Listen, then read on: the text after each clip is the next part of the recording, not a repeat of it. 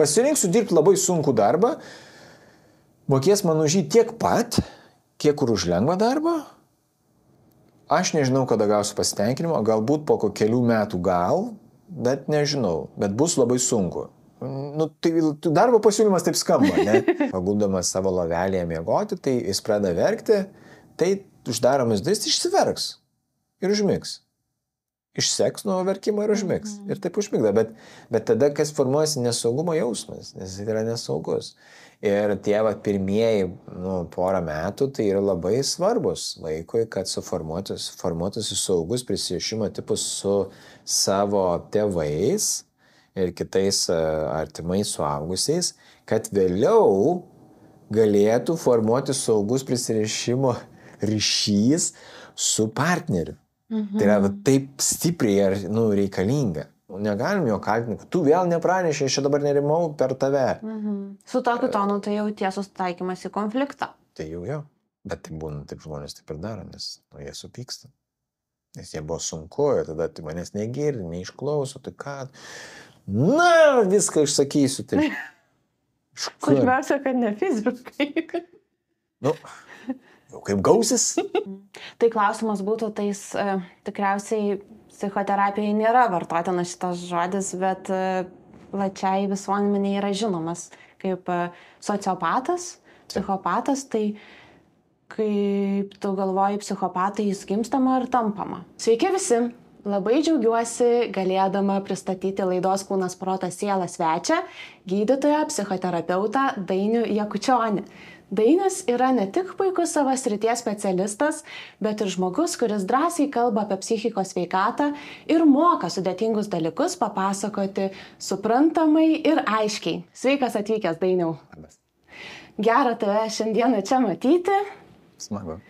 Taip, iš karto norėčiau paklausti, kada pirmą kartą kilo tau mintis dirbti su žmonėmis ir būtent padėti jiems gilintis bei gydyti jų vidinį pasaulį? Tai man atrodo, kad viena iš pirmųjų tai buvo, mane sudomina, tai antras kursas medicinos, nes aš mokiausi mediciną ir tuo metu tiesiog norėjau realiai gydyti žmogų, taip užsiimti ta paprasta medicina, dar ne psichoterapija, nes aš kai įstojau mediciną, tai tiesiog galvojau, aš nežinau, ko aš būsiu, tiesiog galvojau, įstosiu mediciną ir tada išsiaiškinsim, kas jau ten man patinka, o kas nepatinka. Ir antram kurse buvo įdomi kažkurio dėstytojo, man atrodo dabar jis lyg ir profesorius Germanavičius, paskaita, ar tai pratybos apie žmogų ir jo protą, ir taip kaip ten jam susidaro visokie psichikos sunkumai ir sutrikimai, ir jis sako, kad mes dar nežinom visko iki galo. Ir aš taip,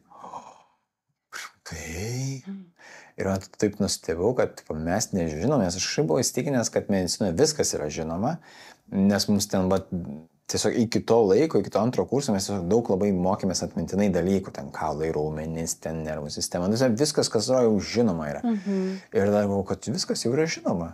Ir čia sako, kažkas nežinoma. Ir man tai taip sudomino, kad aš galvoju, gal man reikia čia į psichiatriją tada stoti. Tada kažkaip vis mačiau. Ir tada galiausiai 6 kurse aš vis dėlto neįstojau į psichiatriją, aš pasirinkau šeimos mediciną ir studijuoti psichoterapijos podiplominėse studijose. Ir tada taip tas antras kursas kažkaip atrodo paskatino ten eiti ir nuo to laiko, aš link to ir judėjau visą laiką. Vedinas smalsumo. Taip. Po to atsiranda taip, kad vis dėlto žmonės yra panašus, jie turi tam tikrus bendrus veikimo principus, tiesiog juos reikia atrasti ir kas kažkiek laiko vis pasitikrinti. Tiesiog su pačiu žmogumi. Tikrai taip yra, ar su visais taip yra, bet tam tikri dėsningumai jie yra ir jos reikia tik tai išmokti pastebėti, bet jie net nėra kažkokie labai paslėpti.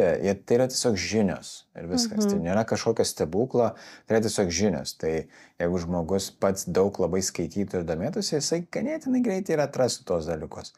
Bet vėlgi klausimas, ką skaityti, kur skaityti, ypatingai kaip milijonas literatūros yra, taip dėl to ta psichoterapija yra tokia vis dar atrodo paslaptinga, nes čia yra pasąmonės klodai ir taip toliau ir panašiai, kur mes net taip stipriai tos pasąmonės klodus nagrinėjom, nes nes tas, kas yra pasąmonė, yra nežinoma ir tada mes galim tik fantazuoti, kas toj pasąmonė yra, o tai jau yra ne visai mokslas, tai jau daugiau truputėlį fantazija, tai ką mes ten galime įsivaizduoti.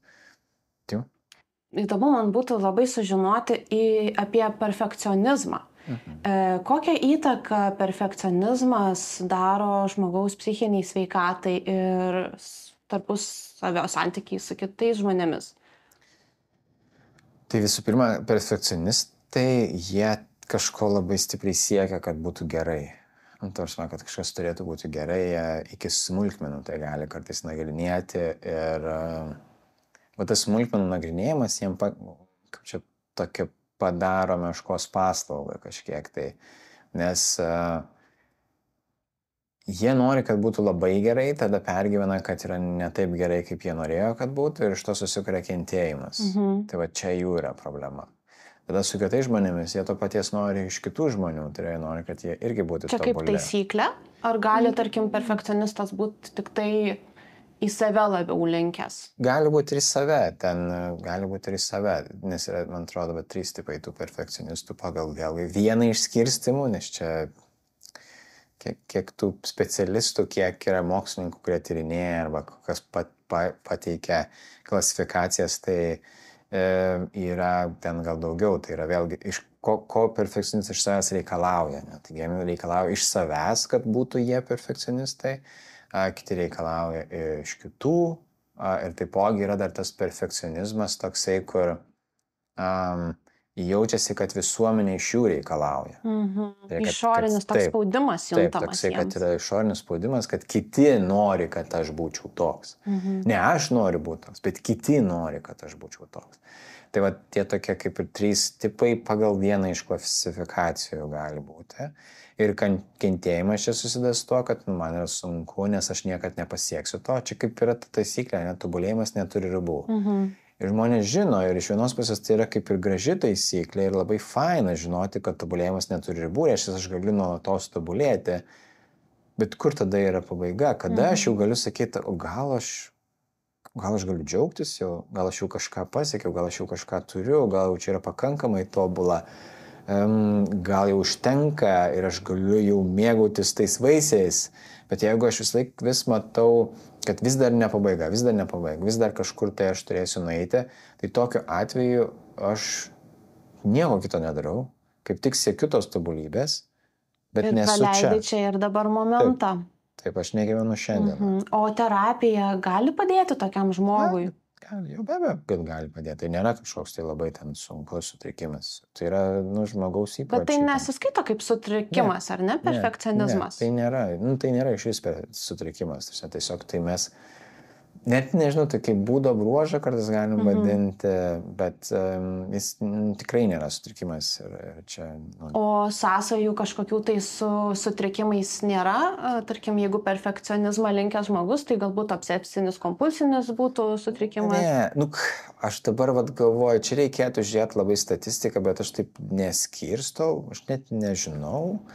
Bet ne, obsesinis kompulsinis su kitais dalykais. Jisai nėra taip, kad staiga bus susijęs su perfekcionizmu. Kai kurie, žmonės, turintys obsesinį asmenybės sutrikimą, nes tai yra dar vėlgi ten tas, toks obsesyvios asmenybės vadinamas, tai jos labiau noriu, kad būtų labai tobula ir tvarkinga, turi būti tvarkinga, tobula, labai gerai padaryta. Bet tai visiškai skiriasi nuo obsesinio kompulsinio sutrikimo, tai yra ne tas pats. Tiesiog, tai mes nelyginam to, nes ten obsesija asmenybė, kiek mano žiniomis yra, tai yra labiau tiesiog, kad būtų gerai, tai yra toks rigidiškumas tam tikras, nelankstumas asmenybės, turi būti pagal taisyklės tam tikras, taisyklių negalim peržengti. Pagal to žmogaus vidinės sugalvotas taisyklės. Taip. Tada toks atrodo, kad viskas turi būti taip, jis labai stengiasi, labai daug dirba. Ir tie žmonės šiaip labai daug ką pasiekė.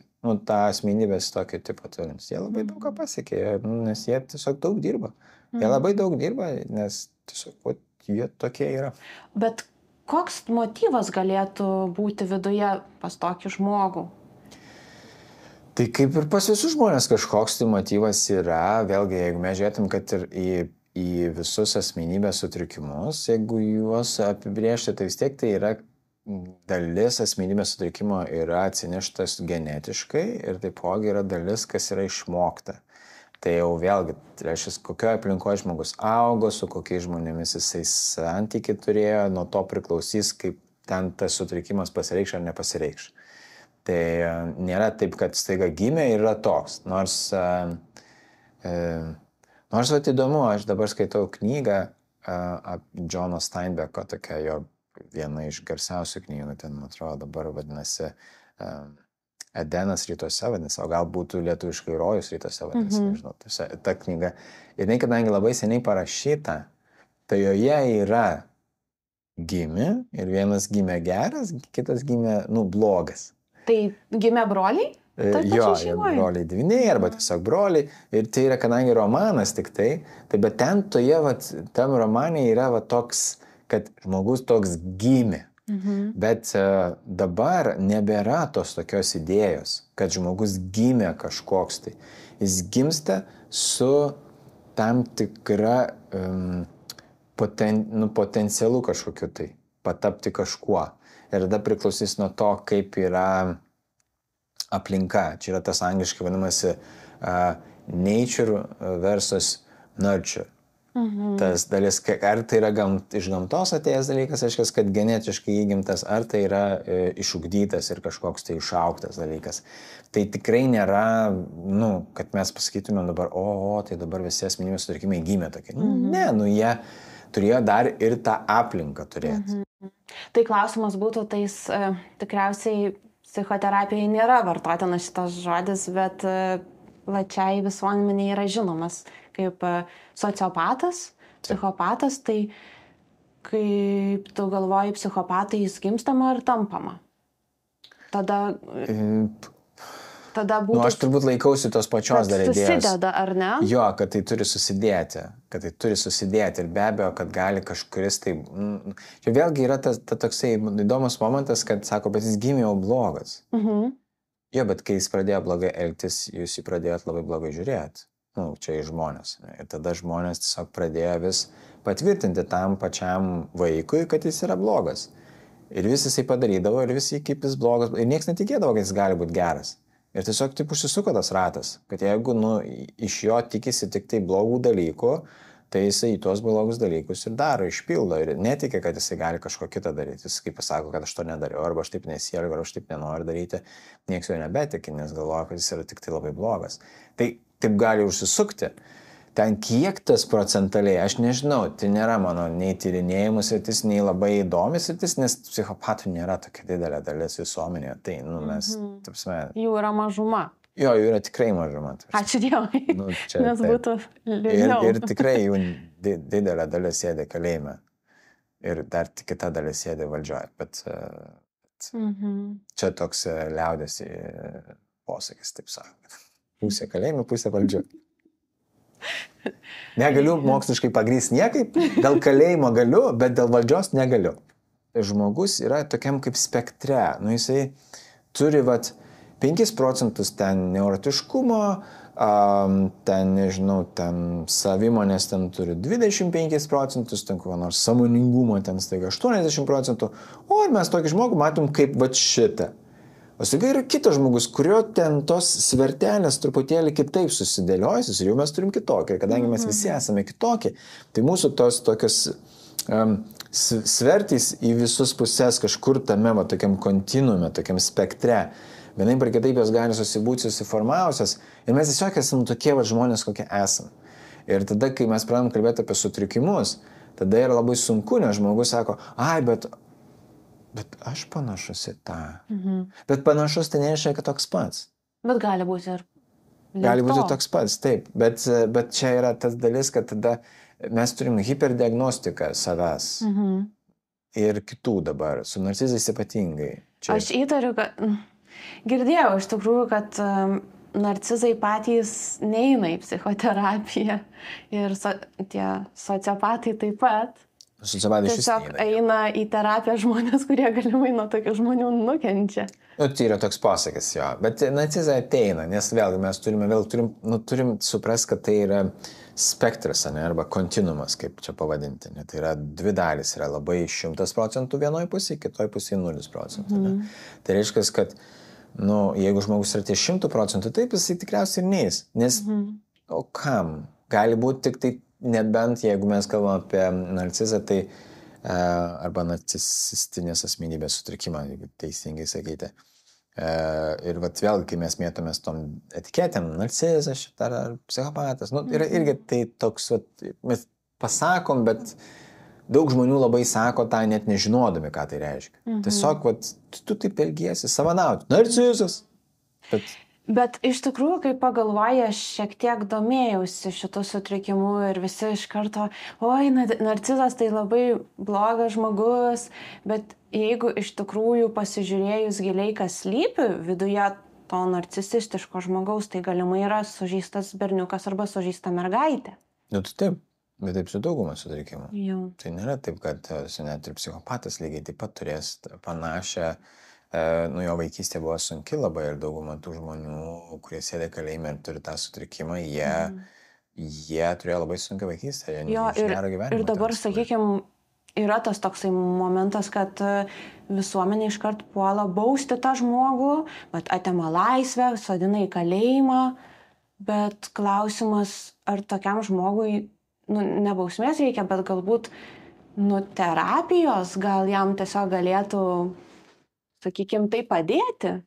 Nes jeigu jį galimai visą gyvenimą skriaudė ir paskui matyti atsitinka tam tikras momentas, kuomet nežinau, kas ten psichikai nutinka, kad jis šiek tiek apsiverčia į kitą pusę ir paskui galiausiai vėl jį baudžia, tai ar tai išeitis klausimas su tokiais žmonėmis? O gal reikėtų tiesiog su atjauta ir kažkaip pradėti dirbti su jais? Reikėtų. Ir dirbama.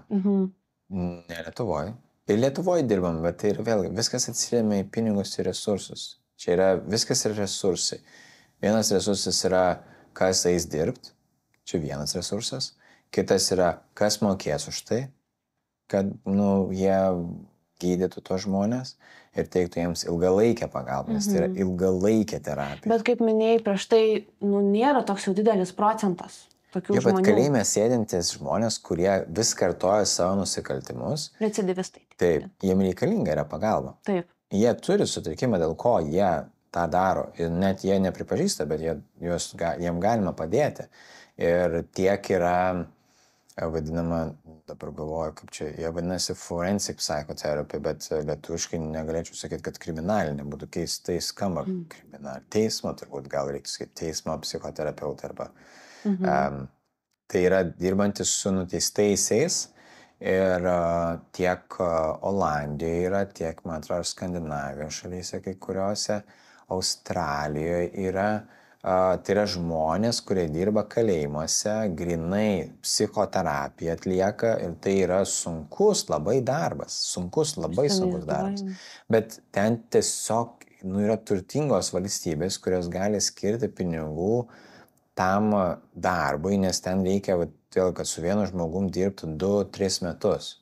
Tai ką tai reiškia? Turi kažkas apmokėti visą tą darbą, o darbas nėra lengvas. Dažnai dar reikia turėti ir gerai. Specialistų kietų, kaip sakant. Taip, ir jėgų tam specialistui išbūt, nes tai yra sunkus. Tu ateini su nusikaltėliu, kuris ten gal žudė ar dar kažką, ar ten nebūtinai žudė, bet galėjo turėti kažkokių nusikalstamų veikų, kurios sužaloja ir sėdė 10 metų. Sėdės 10 metų. Tai jis kalėjime sėdėdamas 10 metų, jis nieko neišmoksta. Jis tik išmoksta, kad kitą kartą reikia daryti taip, kad jo nepagautų. Dar girdėjau, kad ir ten sėdintis kalėjimuose ir plus dar ir planą kitą kartą galimai kurti. Tai čia visko tikriausiai būna, aš nesu to girdėjęs, bet čia vėlgi, mes visko gali žmonės prigalvoti visko, bet esmė tokia, kad kalėjimas tiesiog sukuria pasiekmę žmogui, kuris pasielgia neteisingai, tai yra jisai pažeidė kažkokias taisyklės, nusistovėjusias arba įstatymiškai aprašytas taisyklės ir už tai buvo jam pasiekmės.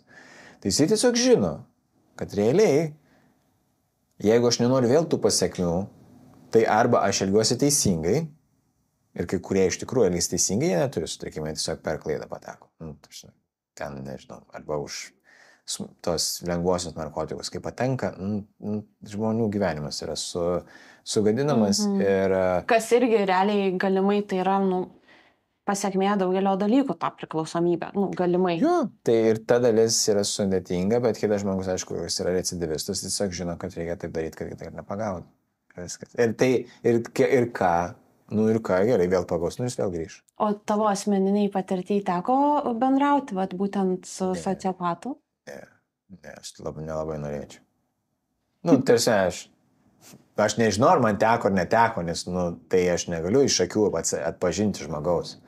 Čia yra, tarsi, aš nebuvau kalėjime ir nebendrau su kalinčiais, nebendrau su žmonėm, kuriem būtų nustatyta tokia diagnozė. Tai arba toks sutrikimas. Tai nežinau ir aš tikiuosi man neteks, nebent pats labai norėsiu, bet čia dar kol kas aš neturiu tiek jėgų ir valios, kad norėčiau eiti dirbti į kalėjimą ir sakyti, aš išgelbėsiu pasaulį. Bet kokia tavo asmeninė nuomonė yra, ar tokiems žmonėms recidivistams vis tik įmanoma padėti? Tai tyrimai sakoma, vėlgi, tai aš vadovausiu tam tikros psichoterapinės šakos tyrimais, kurie teigia, kad įmanoma, sunku, bet įmanoma. Tarsi, kad vėlgi ten jie skaičiuoja, žmonės, kurie moka už tuos konsultacijas, tarsi valstybė, jie skaičiuoja, kad geriau laikyti žmogų, geriau tuo metu, kai jisai yra kalėjime, jam suteikti gydymo paslaugas ir ten yra, tarsi, juos skatinami, sako, jeigu tu eisi psichoterapiją ir viskas bus sėkmingai, nes tu anksčiau išleisi. Tiesiog, motyvuoja. Taip, tai yra tiesiog, jeigu tu eisi. Ir kas atsitinka, kad jeigu jisai išeina ir jisai vėl grįžta į darbo rinką, tai jisai per mokesčius, jisai, kaip ir vėl tampa pilnavertis pilietis, kuris moka mokesčius ir uždirba valstybei. Kalėjime sėdintis, jeigu taip, tai aš suprantu, kai kurie kalėjime sėdintis dirba, turi ten kažkokį tai darbą ir aš, nežinau, ar ten kokia ten situacija yra, bet vis tiek tai yra jų išlaikymas kainuoja mokesčių mokėtojams. Tai čia yra pasveria kas, kad turtingos valstybės gali savo tą leisti ir sako, mes norime investuoti, nes mums yra žmogus svarbus. Neturtingos valstybės, jie sako, mes turim kitų kol kas prioritetų, mes neturim tų pinigų tam, kad galėtume skirti, bet dabar Lietuvoje irgi sakytum, gerai, duosim pinigų, reikia dirbti. Klausimas, ar yra specialistai paruošti? Nemanau, kad yra specialistai paruošti. Gal ateityje. Nes čia neužtenka vien tik tai psichologinį išsilavinimą. Čia reikia turėti labai aiškiai, specifiškai žinoti, kas, kur, kaip ir žinoti, ko siekti, ko laukti.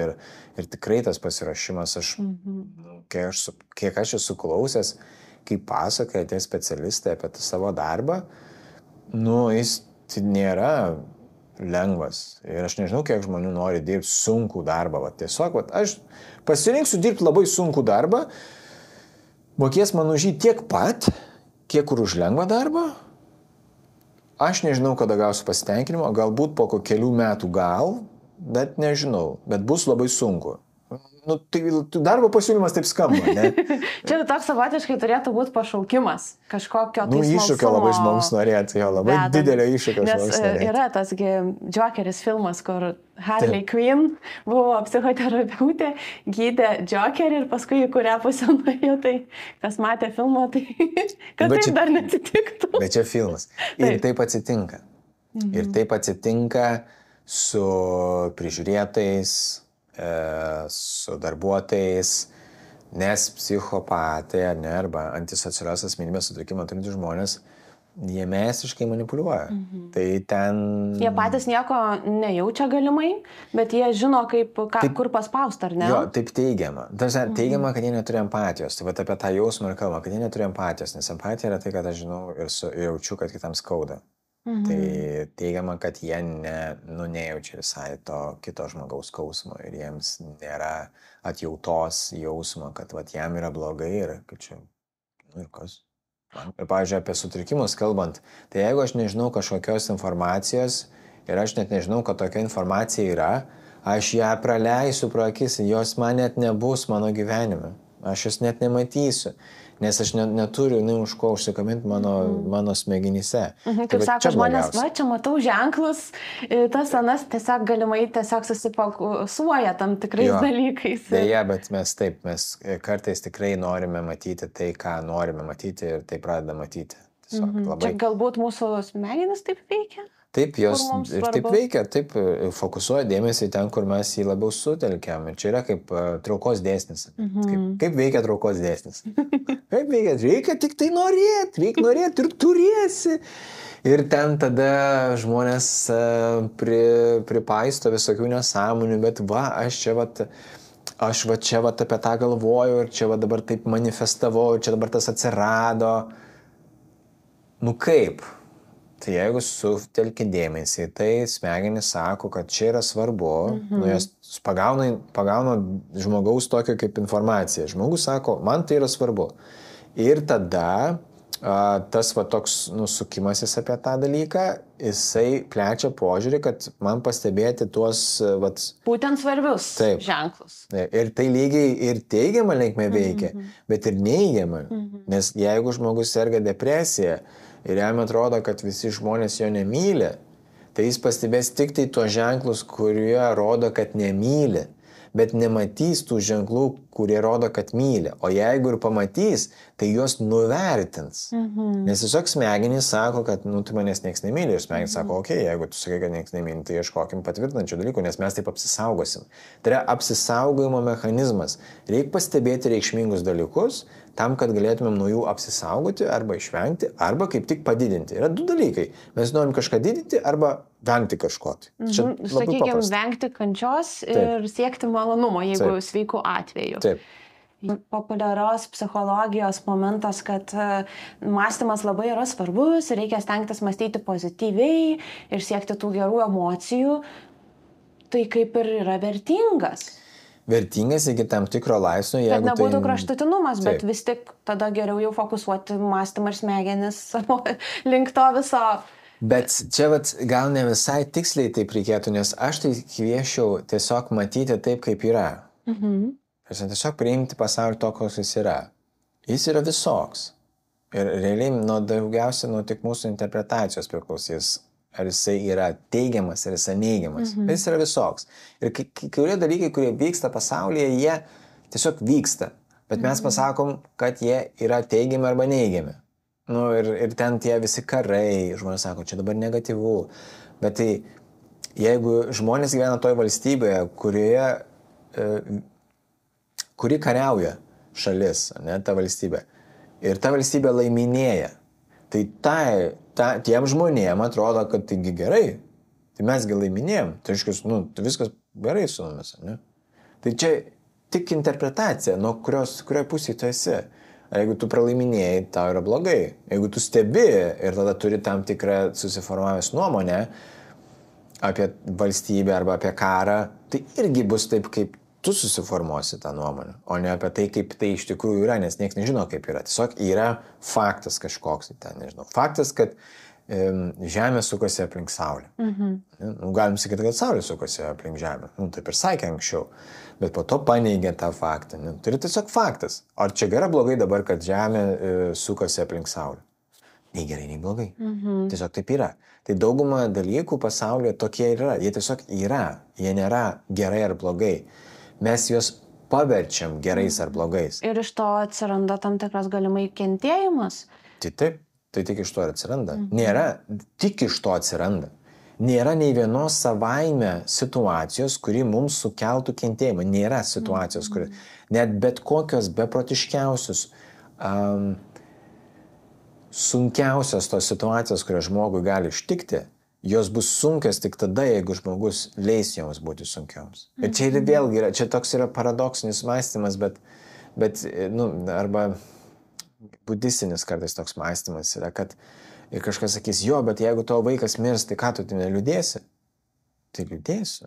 Aš kad liūdėsiu. Tai o ką? Bet tugi sakėjai, kad tai čia nei gerai, nei blogai. Jo, bet aš renkuosi liūdėti. Dabar noriu liūdėti. Man dabar liūdna. Klausimas, kiek aš metų liūdėsiu. Ar aš liūdėsiu metus ir prisiminsiu, ir man kiekvieną kartą, kai pasidarys, kai aš prisiminsiu, tai man pasidarys liūdna, Bet kaip aš tada gyvensiu? Ar aš gyvensiu tada be jokio džiaugsmo ir sakys, aš negaliu džiaugtis, nes aš neturiu to vaiko. Aš nebeskirsiu laiko, dėmesio, rūpešio vaikams, kuriuos dar turiu, nes vieną praradau. Tai bet čia jau yra pasirinkimas, čia jau yra interpretacija. Nėra taip, kad, bet tai... Nes pradžioj tai galim sakyti, žmonės visą laiką ras prie ko prisikabinti. Net ir su šita situacija, kaip netekus vaiko. Kažkas gali sakyti, jeigu netekus vaiko žmogus, tai kai jisai neveikia. Tai žmonės sakys, tai ko tu čia dabar? Tai ką tu neliūna? Tai kas tu beširdis? O jie nežino, kad galbūt viduje žmogui yra itin blogai. Tai jo, bet tai, ką matom mes išorė, tai čia vienas dalykas, bet kas atsitik, bet imkim priešingą, ne? Žmogus liūdė. Žmogus, sakom, jo, liūdė, jo, viskas gerai. Bet jis liūdė 10 metų. Žmogus jau tada jo aplinkiniai po 1 metų, 2 metų sako, bet ne, tai ko tu liūdė, tai jau gal blogai. Neliūdėk jau tiek daug. Jau 10 metų jau yra per daug liūdėti. Ir tai atrodo, visą laiką viskas yra, aplinkui žiūrint visiems kažkaip gali atrodyti taip, kaip jiems norisi, kad jiems atrodytų. Bet taip, kaip žmogui ten bus, tai faktas, kad taip, mes nežinom, kiek ten tas liūdesys turi tęstis. Bet žinom, kad jeigu žmogus gyvena kentėjimai ir jisai nebegyvena savo gyvenimo, reiškias jau yra blogai, nesvarbu. Yra tos stadijos tam tikros gedulo liūdesio. Tai gedėjimo, tas žmogus gali pereiti tas stadijas arba jos kartotis, ten, vėlgi, nėra tai, kad ten... Kaip pagal vadovėlį, taip nebus. Nebus, ten tos stadijos gali kaitaliotis, gali jos ateiti, vėl grįžti, ta prasme, ten nėra taip, kad buvau pirmoji, tada 2, 3, 4 ir nėra taip, kad 1, 2, 3, 4. Yra tiesiog tos stadijos su pavadinimais ir jos gali apsikeisti, gali būti pyktis pradžių, po to gali būti nepriėmimas, vengimas, priešinimasis. Dėrybos kažkokios, tada susitaikymas, po to staiga vėl noras dėrėtis, kad galbūt vėl kažkas, dar pyktis, tada depresija, tai kažkada, atrodo, gal priėmimas jau atsirado, gal tada dar galiausiai gal atsiras jau prasmė kažkokia. Vis tiek prasmė bus paskutinė stadija. Tai va, jeigu, tarkim, dabar šiuo metu mūsų klausytojas išgyveno netekti, tai ką tu patartum jam? Tiesiog yra leisti savo? Taip, bet 2 dalykai. Mes turime būti tokiame, su savo jausmumas turėtumėm, aš tokį išmaščiau. Kažkur tai buvo aprašyta, aš nebeatsimenu kur, o galbūt aš išmaščiau. Nežinau dabar. Bet man taip atrodo dabar, šiuo metu, va dabartinė momentą. Galimai, kada nors gal kitaip atrodys, bet kol kas man taip atrodo, kad mes turime gyventi tokiame, su nesvarbu kokia netektimi, kažkokiu skausmu, turim gyventi tokiam momente, kuris yra atskirtas tarp 2 kraštutinumų.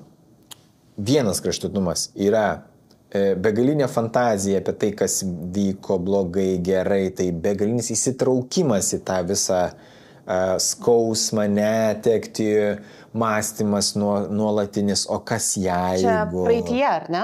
Praeityje, tai praeityje dažnai. Ir, tai žmogus, bet ir apie ateitį jisai mąsto. Dabar kaip aš gyvensiu be to žmogaus, kaip čia dabar mano bus gyvenimas, kaip kiti gyvens be to žmogaus. Tai tiesiog mąstymas, vis laik tas fantazavimas, o ką jeigu aš būčiau pasielgęs kitaip, o jeigu mes būtum biškiai anksčiau sureagavę, jeigu mes būtume gal anksčiau pastebėję, būtų kažkas kitaip pasikeitę. Toks visas ruminavimas apie kažką. Tai yra, aš sakau, fantazavimas tiesiog, kad yra fantazavimas apie kažką ir bandymas įsitraukti į tas mintis labai stipriai. Čia vienas kraštutinumas. Kitas kraštutinumas yra visiškas vengimas. Tai yra, tik tai pajaučiu kažkokią emociją, iš karto greitai bėgu kažką daryti, nukreipdėmėsi, atsidaryti telefoną, ne, apie kažką kitą galvot, bandyti kažkaip pabėgti. Vėlgi yra visiškas vengimas. Tai mes turime gyventi toje linijoje, ir aš nežinau, ir jinai tokio istorio, bet tarp tų kraštutinumų, kad mes nei per stipriai įsitrauktumėm į fantazijas, nei per stipriai vengtumėm. Vadinasi, kad mes turėtumėm leisti savo jausti tą jausmą, tiek kiek jisai jaučiasi, bet kai mes jo nebejaučiam, mes turėtumėm veikti kažką toliau. Ir tada, kai vėl jisai sugrįžta. Leisti savo toliau gyventi. Taip, bet dienos metu, po 10 metų, aš prisiminęs tą artimąjį, aš galiu vėl paliūdėti. Ir viskas yra gerai. Tai yra normalu, kad gali tas liūdesys sugrįžti. Taip, bet liūdesys yra liūdesys nėra nieko blogo. Liūdesys tiesiog yra emocija, kuri sako man, tai yra signalas, kad man tas žmogus kažką tai reiškia. Tai yra, man tas žmogus yra svarbus. Arba ten dalykai svarbus, mašina svarbi, kam būna, ten gyvūnai yra svarbus. Tiesiog prisimenu ir man liūdna. Ir tada žmonės atrodo, kad kaip čia man dabar liūdna, ką šiandien aš gyvenu. Ne taip, aš tiesiog prisiminiau. Ir tai yra normali asociacija. Man tas žmogus buvo brangus, aš prisiminiau tą asociaciją, man sukėlė liūdesį ir viskas visiškai yra normalu. Pabūt, prisiminti, paliūdėti, paverkti ir tai toliau eiti gyventi. Nes ta emocija, jinai praeina. Taip. Kad ir kokia stipri ji būtų. Taip. Kaip ir viskas praeina gyvenime. Jau, tik tai reikia spėti pasimėgauti. Tai bet tame yra esmė. Bet tame yra esmė, kad kai ateina, gal čia toks naivus žiūrėjimas, bet budistai taip labai ir žiūri į tą, kad viskas, kas ateina, jis ateina ir praeina. Tai viskas normalu. Ir tas buvimas čia ir dabar sako, aš liūdžiu. Ir ten aišku, kartais ir kraštutimų būna toje situacijoje irgi, kad tai liūdėjo, dėl ko tu liūdėjo. Nėra dėl ko liūdėti. Ir kad, tai kaip čia, nėra dėl ko liūdėti. Tai jeigu aš liūdžiu, tai yra dėl ko liūdėti. Taip. Mūsų mintis, mūsų kažkokios tai interpretacijos mums sukels tam, jausmus tam tikrus ir viskas yra gerai, kad mes paliūdėsim. Normalu, leiskim savo paliūdėti. Čia tiesiog yra toks gyvenimas. Taip, tai rytų filosofija, kaip suprantu, nėra svetima tau. Nes keletą kartų minėjai budizmą. Jo, man tik budizmas labiau nesvetimas, aš kitų nežinau. Kasdienybėje dirbdamas su savo klientais taikai kokiu metodu? Nebent meditacija. Meditacija. Bet visa kita tai ateina iš tiesiog iš tų skaitytų knygų kažkokių tai apie tai. Ir šiaip, kognityvinė elgesio terapija yra labai stipriai susijusi su budizmu. Susijusi savo panašumu. Tai nėra geras, nežinau šito. Taip lygiai taip kaip stoikai, nes stoikai yra susijęs su budizmu. Toks yra įdomus šiaip tai. Toks, nes stoikų idėjos kai kurios yra labai artimas budistiniam idėjom. Ir kognityvinė elgesio terapija labai stoikam artima ir tada, reiškia, ir budizmas. Toks, kai kurios idėjos kaip apie tai, kad, pavyzdžiui, jeigu aš negaliu pakeisti situacijos, tai aš keičiu požiūrį. Arba požiūrį. Keičiu požiūrį, taip, į situaciją ir viskas. Ir kad jeigu aš nieko negaliu pakeisti, kodėl aš turėčiau apie tai tiek daug pergyventi ir galvoti, juk tai ne nuo manęs priklauso. Kodėl aš turėčiau kontroliuoti kažką, kas ne nuo manęs priklauso. Žmogus tiesiog pergyvena labai stipriai dėl to, kas ne nuo jo priklauso. Ir tada susikuria kentėjimas. Vat budizme yra tas, kad kentėjimas yra viskas, prisirišimas yra kentėjimas. Tai mes negalim neprisirišti iš dalies. Ir budistam yra lengva ten kalbėti apie neprisirišimą, nes jie atsiskiria, jie neturi šeimos, jie gyvena celibate, jie tiesiog neturi daiktų kažkokių, tai jeigu gyvena vienuolyne, jiems nieko nereikia. Dabartinė modernim, aišku, jau dabar jie visko turi, ir telefoną, ir visą kitą, bet jeigu tas vadinkim, literatūrinis, toks mūsų įsivaizduojamas budizmas, tai tipo, nieko neturiu, nieko nereikia. Realiai. Toks savotiškai kraštutinumas. Bet taip lengva tą daryti, kai gyveni vienuolyne. Tai kai žinai, kad kokia bus tavo kita diena, kad galimai ir pavalgęs bus ir turėsi kur miegoti. Tai va, ten ir lengva praktikuoti tai. Ir sunku praktikuoti, kad budizmą tam realiam gyvenime, kai tu turi atsakomybės kažkokias, tu turi įsipareigojimus, darbus ir taip toliau panašiai. Tai visas tas, atrodo, aš turiu prisirišimus prie žmonių ir dar kažką, bet kartais mes prisirišam prie dalykų, kurie yra visiškai nereikšmingi, ten kokie nors daiktai, ten staiga nukrenta puodelis. Man tą puodelį dovanojo, čia tas. Bet gal tam žmogui iš tikrųjų skauda dėl to puodelio. Tai gerai, tai jį tiesiog galima susiklijuoti nuo to puodelio intencija. Puodelio dovanojimo intencija nuo to nepasikeitė. Bet gal, ar puodelis yra ar nėra? Tas sudužęs puodelis gal iššaukia kažkokią tai praeities traumą? Tiesiog žmogus yra prisirišęs prie daiktų. Jisai padaro asociaciją, kad tas daiktas yra kitas žmogus arba kito žmogaus, ta intencija materializavosi tam puodelį. Gerai, aš galbūt truputėlį, taip gal ne visai aiškiai galo. Dovana yra intencija. Taip. Ir viskas. Ties tuo ir baigėsi. Nesvarbu, ką aš dovanoju. Svarbu, kad aš su intencija dovanoju. Tai dabar aš neturiu, vėlgi, čia yra prisirišimas, vėlgi, tokioje situacijoje. Aš dovanoju kažką ir žmogui nepatinka. Aš neseniai spektaklį vieną žiūrėjau, kur ten sumauta dovana berods vadinosi. Mačiau reklamą, taip. Tai kur blogą dovaną padovanojo ir ten didžiulę dramą kyla. Taip, ir žmonės pridaro nesąmonių iš to, nes taip aš suprantu, kad kartais tos dovanos būna, jas be intencijos būna, nes reikia. Tai taip, aš suprantu, kad tai gal tada nereikia dovanos, nes reikia, bet mes esame mandagus, mus pakviečia į gimtadienį, reikia dovanos. Tada, bet aš neturiu laiko, nespėsiu čia sugalvoti, išdirbti kažkaip, išmastyti ten, kokia ten ta dovana bus. Paimsiu kažką greit. Bet tai vis tiek yra pastanga, savotiškai. Taip, tai yra pastanga, tik tai, kad žmonės staiga pradeda nuvertinti tą pastangą. Ir tada, kai sako, man nepatinka ta dovana. Bet tau nepatinka intencija ar daiktas, kuris yra paduodamas. Nes aš turiu intenciją, tai mano intencija yra graži. Aš noriu kažką padovanoti, gal kartai, bet čia yra ta dalis tiesiog, kad mes turim susigalvoję, kad dovana turi būti daiktas kažkoks dar. Kuo daugiau pinigų žmonės turi, tuo ta dovana turi brangesnė kažkokia, bet atrodo... Vėl prisirišimas prie tam tikros materijos. Bet realiai yra tiesiog intencija. Ir jeigu aš su intencija, kai kurie žmonės, jie gauna atviruko, kuriame parašyta kažkas taip asmeniško, kad jiem nereikia jokio kito daugiau materialaus dalyko, nes jie ten buvo jų širdį paliečiantis momentas. Tai intencija yra svarbiausia. Ir jeigu mes prisirišam prie to daikto, kuris su ta intencija ateina, tai tada pasidaro problema jau. Nes aš tada nevertinu intencijos, o vertinu tik tai daiktą. Ir iš vienos ir iš kitos pusės yra tas pats. Aš priimdamas dovaną turėčiau priimti intenciją žmogaus dovanojimu. Man nepatinka dovana, viskas yra gerai, kad man nepatinka. Ta žmogus dovanodamas irgi turėtų nesijausti blogai, kad man nepatinka šito dovana. Nes jis nebūtinai viską mes žinom. Gerai, aš suprantu ten partnerį, tai jau turėtum ten pažinoti. Tai čia mes taip, čia jau reikia ten labai stengtis. Bet jeigu aš einu pas draugus, arba ten su kuriais mažiau bendrauju, bet mane pakvietė, mes draugavom, bet tai nėra toks super gilus ryšys. Gi nebūtinai, kad aš viską apie tą žmogų žinosiu, kad atitinkamai parinkti jam dovaną. Bet aš noriu jam kažką padovanoti. Tai ta intencija su ta dovana yra ta intencija. Ir eiti per dėkingumą. Taip, iš tiesų. Taip visą laiką. Tai intencija, dovana yra intencija ir už ją reikia padėkoti. Tas daiktas patinka, nepatinka, vėliau išspręsim.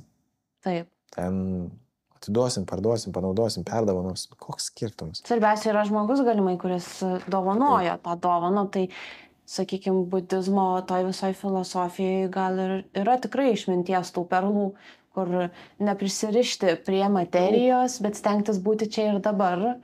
Labai daug ten tų perlų yra, aš jų net visų Jie, kaip klausė apie tai, ką aš panaudoju, tai kartais jie išlenda, bet kartais jie gali skambėti čyzę, tai aš turiu natūraliai kartais, kai išlenda, viskas yra tvarko, bet jie labai, tai yra antiek savaime suprantami dalykai. Tik tai, kad žmonės nuvalkioja juos ir nuvertina, kad savaime suprantami dalykai nėra svarbus. Bet jeigu jie savaime suprantami dalykai, tai kodėl mes jais nesivadovavim? Tai jeigu aš negaliu pakeisti situacijos, tai kodėl aš apie ją vis dar šitaip stipriai galvoju? Aš negaliu jos pakeisti. Tiesiog paleisti ir viskas. Taip. Kokia tavo nuomonė, ką galėtų reikšti, jeigu žmogus pasako, jog negeba mylėti ir nejaučia meilės jausmo? Nežinau. Man reikia tą žmogų matyti ir su juo kalbėtis. Tik tada aš galiu pasakyti, bet ar tai galėtų būti tokia jau truputėlį raudona vėliavėlė, kad galimai tai galėtų būti vengiančio prisirišimo galbūt tipo žmogus? Tai vienas iš pirmų turbūt atėjančių į galvą dalykų, kad turbūt tai bus vengiančio prisirišimo tipo, nors jie kartais ir labai ganėtinai stipriai įsitraukia pirmaisiais mėnesiais ten. Ir vėliau, kai tas artumas ir intimumas padidėja, jie truputėlį atsitraukia, nes jiem yra per daug, per intensyvu, jie išsigąsta, kad galbūt čia nesitęs ir jie nežino, čia gerai ir blogai ir taip toliau, tada atsitraukia. Gali būti tas, tai nieko nepasako, gali būti tiesiog sugalvota istorija, kaip atsifutbolinti nuo santykio. Sak ir viskas. Tarsi, nieks čia nežino, kaip žmonės prigalvoja visko, kodėl tik tai nebebūt santykė, tai sakyt. Bet tas, kad sakyt, kad negebėt mylėti, ne, tai man atrodo, kad žmonės geba mylėti. Tiesiog, kad vėlgi tai nebūtinai, kad visus geba mylėti, nereiškia, kad, nebūtinai žmogus nori mylėti, čia irgi yra, tiesiog, kad, kaip pasakyti dabar, kai kada žmonės nenori tiesos pasakyti, tai gali būti ir taip, o gali tai reikšti jo, kad tai yra tiesiog vengiančio prisirišimo tipo žmogus ir viskas, ir nieko ten stovi. O kalbant apie vengiančio prisirišimo tipo žmogų, šiaip kažkaip aplinkoje vis dažniau girdžiu, kad žmonės susiduria. Kokia tavo nuomonė, ar su tokio tipo žmogumi būtų galima vystyti sveikus santykius? Galima, bet jų yra beje tik 25%. Tai jų nėra tiek daug. Bet daugiau nei šitų psichopatų. Jų daugiau negu psichopatų, taip. Bet 50% yra saugaus prisirišimo.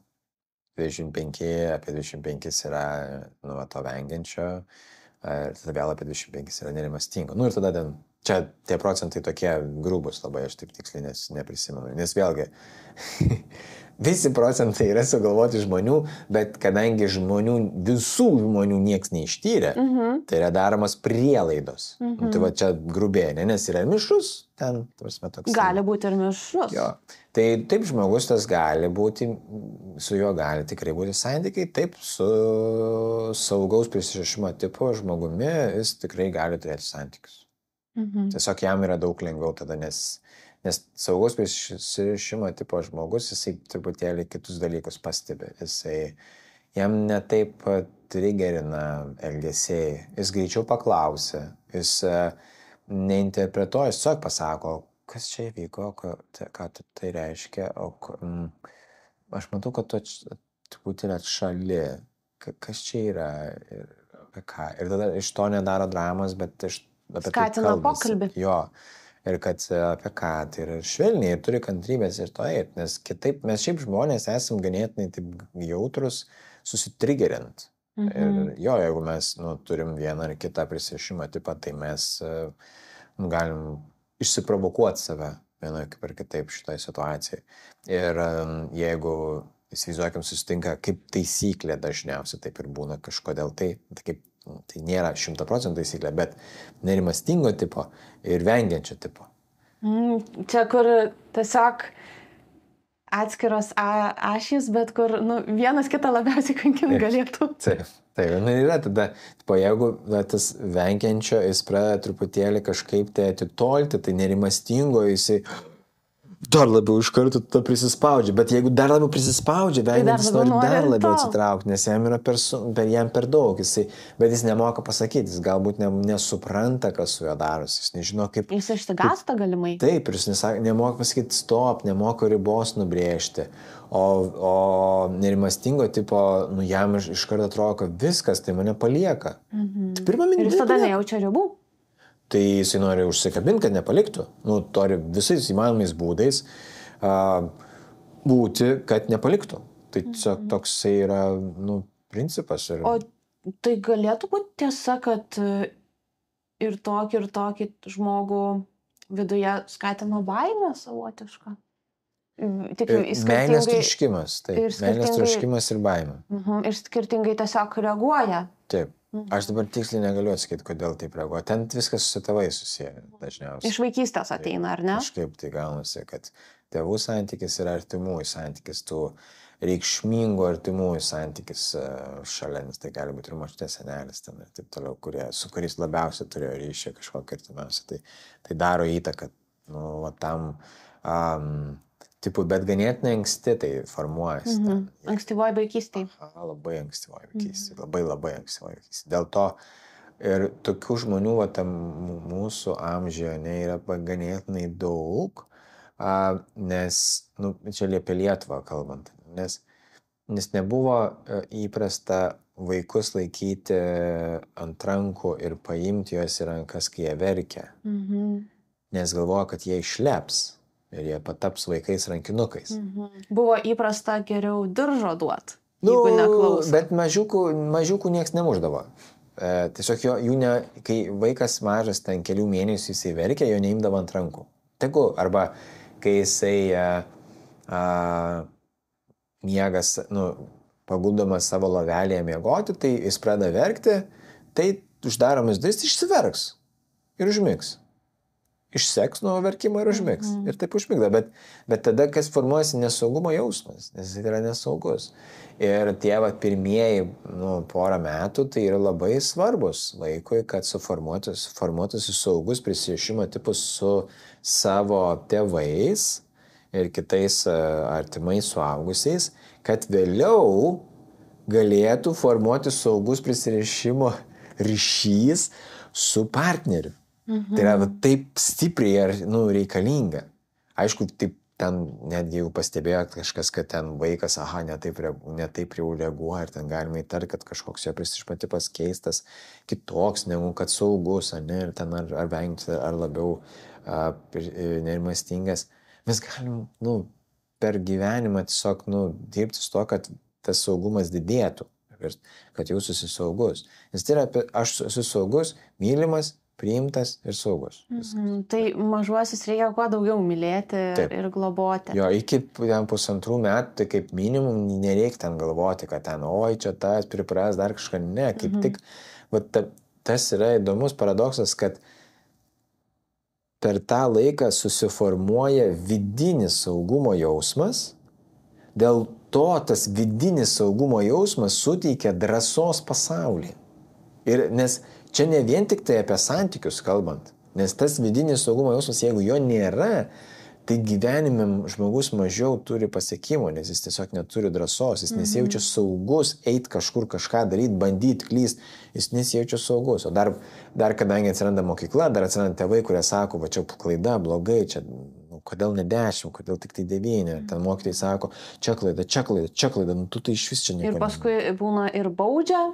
Taip. Smurtinama, aš kodėl vis apie šitą paminiu, iš tiesų vakar skaičiau knygą vieną ir tiesiog net apsiverkiau. Viena pastraipa buvo tokia trumpa istorija, gal pavyks mane atsiminti. Kaip viena mama savo buvo pasakiusi, kad niekada nemuš vaiko. Ir vieną dieną berniukas tiesiog stipriai prisidirbo ir vis tik moteris nusprendė pamokyti tą vaiką. Tas vaikas buvo gal kokių 3-4 metukų ir mama pasakė jam tiesiog susirask pats rykštę ir atnešk ją man, aš tave nubausiu. Ir žodžiu, po kurio laiko vaikas grįžta visas apsiverkęs ir sako mamai, mamytė, rykštės neradau, bet radau akmenį, gali mane paleisti. Tai mama labai susigraudino, apkabino tą vaiką ir nusprendė daugiau nesmurtauti prieš jį. Tai tokia istorija, kai perskaičiau, tai galvoju, wow. Ne, pamokant. Taip, ir iš tiesų, tai kaip tu minėjai, kaip yra labai svarbu mylėti tos vaikus ir rūpintis jais, o kiek daug blogo gali pridaryti, tarkime, kai atrodo patys brangiausi žmonės išduoda ir taip kartais ir stipriai nubaudžia. Taip, dėja, taip yra. Keista, kad taip yra, bet turbūt, kad toks yra normalus dalykas. Tai yra, vadinkim, yra kažkokia priežastis, yra pasiekmė. Tai, kažkokia tai įvyksta kažkoks dalykas ir tas dalykas įvykęs, jisai turi pasiekmes. Ir kai kuriem vienokias būna pasiekmes, kitiem kitokias. Nes vėlgi mes atsinešam 25% daugmaž tokios genetinės informacijos iš jau gimė. Ir tas temperamentas, jis tam tikras yra. Ir dėl tam tikro temperamento mes galim skirtingai reaguoti į tos dalykus. Ir jeigu tėvai abudu vaikus auklėja vienodai ir sako, bet jie kažkaip skirtingai išaugo. Jo, nes jie yra skirtingi. Ir juos skirtingai reikia ir auklėti. Ir jie galimai ir skirtingai ir tą meilę gali suprasti pačią. Taip. Tai tiesiog, kad vienas gal yra jautresnis ir jam reikia daugiau tų prisilietimų, kitas yra mažiau jautrus ir jam reikia mažiau, bet nereiškia, kad tam, kuris mažiau jautrus, reikia mažiau prisilietimų. jis tiesiog jeigu jų negaus, jam nieko nepasikeis gyvenime. Bet jam vis tiek reikia jų. Tai dėl to negalima taip nuvertinti. Bet jeigu tas labiau jautresnis negaus tiek daug ten prisilietimų kažkokių, tai jau, šiltų, tai jam tai blogiau nuo to bus, kad jisai negavo. Ir čia, kaip pavyzdys, čia aš negalim taip generalizuoti, kad taip yra, bet tai yra kaip pavyzdys. Tai tos visos traumos, jos atsiliepia. Kaip stipriai atsiliepia? Mes vėlgi nežinom, nes skirtingi žmonės skirtingai. Ir ten vėlgi kiek daug yra žmonių, kurie labai daug ką pasiekė, pakeitė pasaulyje, turėdami labai stiprias traumas. Ir kai kas gali sakyti, bet tada tai vadinasi, kad tai gal visai naudinga turėti traumų.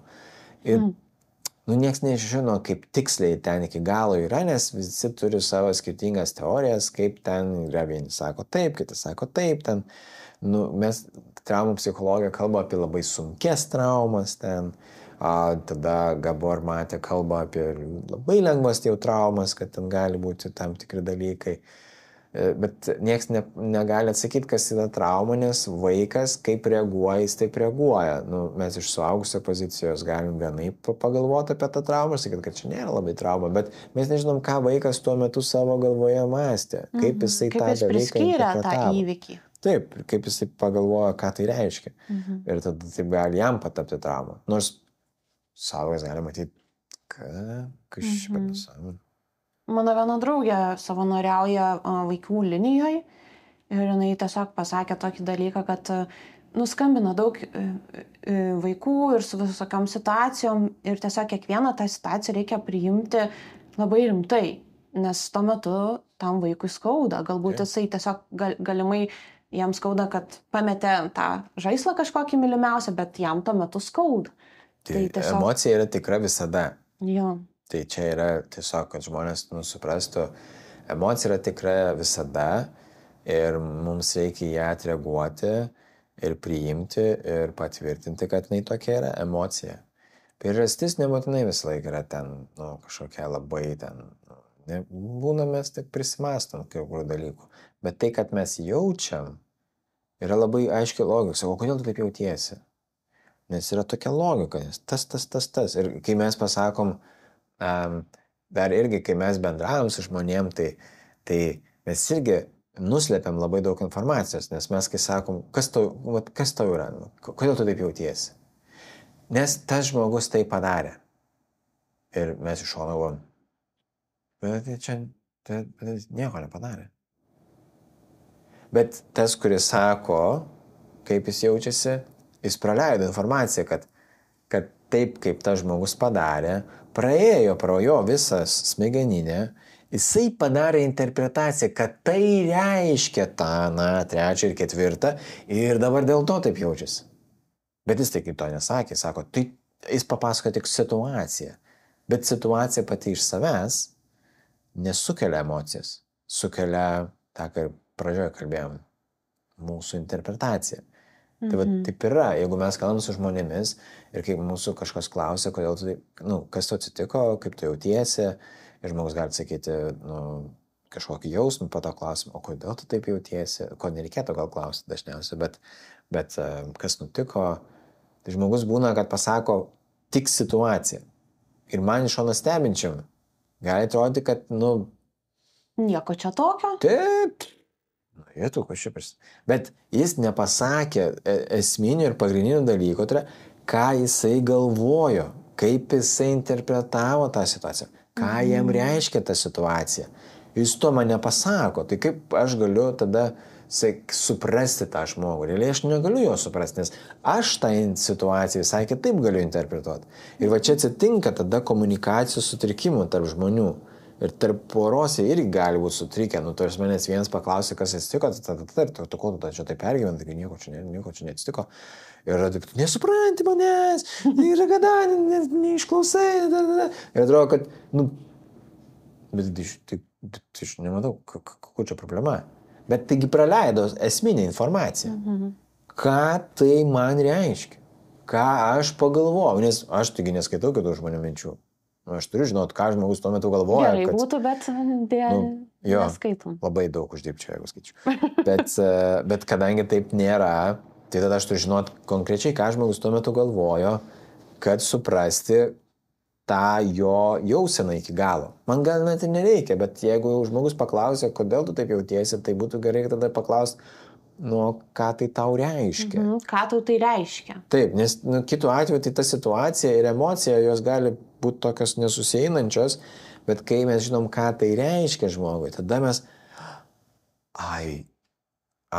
jeigu man taip reikštų, tai aš irgi taip jaučiuosi. Ir tada didesnė empatija atsiranda žmogui. Tai kaip pavyzdys, tarkim, galimai vienam žmogui gali būti labai svarbu komunikacija, tarkim, žinoti, kada grįž kitas žmogus. Kaip pavyzdys, tiesiog informuoti, kad tokią valandą grįšiu. Ir jeigu kitas žmogus tiesiog pamiršta tą padaryti ir tiesiog grįžta vėliau, tai tas žmogus, kuriam buvo svarbu, tai gali jaustis galimai pamirštas ar nemylimas, jeigu jam tai yra svarbu. Ir komunikuojant būtų svarbu paminėti, kad jeigu tu neinformuosi manęs, aš jausiuos taip ir taip, dėl to paskui gali kilti man tokių ir tokių emocijų. Jo, bet nesikaltas dėl to. Tai irgi reikia suvokti, kad kitas žmogus nėra kaltas. Čia tiesiog mano dalykas. Bet svarbu pasidalinti tuo dalyku, tada kitas žmogus labiau suprastų. Taip, kad jisai suprastų, kad man tai yra svarbu. Ir ne tai, kad tu pasakai, kada tu grįši. O kodėl? Nes aš jaudinsiuos, jeigu tu nepasakysi. Tada, nes aš jaudinsiuos. Ir tada truputėlį išplėsti, dar kai mes jau kalbame apie tą konkrečią situaciją, tai tiesiog ir išplėsti, o kodėl aš jaudinuosi, kas su manim buvo, jeigu aš suprantu. Nes jeigu tiesiog paprašysiu, tai kitas žmogus gali sakyti, su man mama kažkokia, kad čia manęs prašai, kad aš kada noriu, tada grįžtu, kas čia skirtumas. Gali jaustis kontroliuojamas. Taip, bet jeigu mes pasakom, ką mums tai reiškia, kad tiesiog aš pergyvenu, nes ten jeigu žmogus išsiaiškino, kodėl jis taip jaučiasi, tai tada jis gali kažką keisti ir tada iš to nebūti problemos, jis tiesiog grįžta ir tiesiog ramiai primena, kad aš jaudinuosi, nes tu mane praneši. O gerai, o hipotetiškai, jeigu vis tiek žmogus taip pasisako gan aiškiai, o kitas partneris vis tiek toliau taip pat elgiasi. Tai vėlgi priklauso nuo to, čia vėlgi tas, ar aiškiai pasako, čia dar priklauso nuo to, ar aiškiai išgirdo. Hipotetiškai. Jeigu hipotetiškai labai aiškiai pasakė ir labai gražiai pasakė ir paprašė, linktis, kad tai būtų, tai tada arba žmogus pamiršo ir jis gali iš tikrųjų kelis kartus pamiršti, viskas tvarkoja. Naujas elgesys yra sunkiai įgyvendinamas pas žmogų. Arba mes galim sakyti, tai tada nerūpi.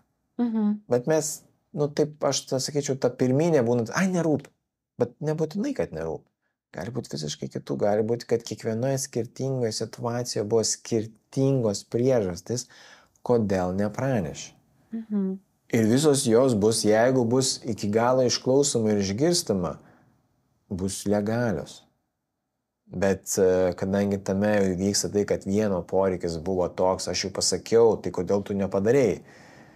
Bet tas žmogus gali sakyti, bet aš nekaltas, kad tau yra ten nerimas dėl to, kad aš negrįžtu tą susitartą valandą. Ne mano čia yra, ne mano problema. Ir jis bus teisus. Tai čia ir taip, ir to žmogų negalim jo kaltinti, kad tu vėl nepranešei, aš čia dabar nerimau per tave. Su tokiu tonu tai jau tiesus taikymas į konfliktą. Tai jau, bet tai būna taip žmonės taip ir daro, nes jie supyksta. Nes jie buvo sunku, ir tada tai manęs negirdi, neišklauso, tai ką? Viską išsakysiu. Tai. Svarbiausia, kad ne fiziškai. Jau kaip gausis. Geriau jau, kad nesigautų jau tos smurto atveju. Taip, tai dar į tą santykių temą filosofiškai mąstant, Dainiau, kaip tu galvoji, ar egzistuoja tikra meilė tarp vyro ir moters? Ir kaip atskirti, ar tai yra sveikas santykis, ar tai galimai yra priklausomybė? Man atrodo, kad vėlgi, tai čia nuo apibrėžimo priklauso viskas. O kaip tau atrodo? Nes vėlgi, ką mes laikysime meilę, nes kažkas gali sakyti, meilė yra prisirišimas. Jeigu jis sako, meilė yra prisirišimas, tai tada vadinasi, kad jeigu yra prisirišimas, reiškia, yra meilė. Kažkas gali sakyti, kad meilė yra jausmas. Jeigu yra jausmas, tada yra meilė. Aš galiu sakyti, kad meilė tai yra dviejų žmonių gyvenimas kartu, kūrimas to, rūpinimas vienu kitu, ten aukojimasis kartais vienas dėl kito, bandymas atkreipti dėmesį kito poreikius, pagalba, kai reikia. Ir tai lygiavertiškai vyksta abiejų žmonių atveju. Tai tada gali ta būti meilė. Ar jinai gali būti sveika ir nebūti priklausomybė? Teoriškai, ne? Tai gali. Teoriškai gali. Bet tai tarp dviejų tą tokį saugų prisirišimo tipą turinčių žmonių tai gali vykti. Nes jie viduje jau jaučiasi saugus. Tai pakankamai? Jo, ir jiem nereikia kito žmogaus, kad kitas žmogus parodytų, kad esu aš geras. Aš žinau, kad aš geras. Arba aš žinau, kad aš esu pakankamas. Ir man kitas žmogus yra tam, kad aš dar geriau jausčiausi. Taip, tiesiog gerai leisčiau laiką, galėčiau diskutuoti, fantazuoti, juoktis, ten kurti ateitį kažkokią tai. Bet jei jo nebus, tai aš vis tiek tą patį galėsiu daryti. Bet čia yra skirtumas. Čia yra taip jaustis, tai nėra taip daug žmonių. Kai kurie žmonės galvoja, kad jų gyvenimą užpildo santykis. Ir tada jie turi įsitikinimą, kad tik santykis gali padėti jiems gyventi geriau. Čia yra bėda. Čia yra bėda. Taip. Ir tada kyla toks dar truputėlį klausimas, kad to sveiko prisirišimo tipo žmonės, ar ne? O jeigu tu esi to vengiančio arba to, kaip kitas vadinasi, nerimastingo, ar terapijos būdu galima keisti tą prisirišimo tipą ir tiesiog... Tai yra ne tai, kad tas visiškai pakeis prisirišimo tipą sudėtingai. Nes pasakei prieš tai, kad bėda, tai iškart norisi kažkokį tai užbėgti įvykius už akių, kad ją galima būtų spręsti. Jo, jeigu aš taip sakyčiau vėl psichoterapiškai, tai mes nesakom, kad tai visiškai pakeičiam. Mes tiesiog, jeigu taip žiūrim, nes mes turim turėti tam tikrus bruožus, kuriuos stebim ir tada sakyti, kas keičiasi. Nes žmogus taip pats taigi savęs, tai koks jis yra, toks jis yra, jis kaip jaučiasi, taip jaučiasi. Bet mes tada stebim kažkokius galbūt elgesius. Galbūt kažkokius tai bruožus, kurie kinta.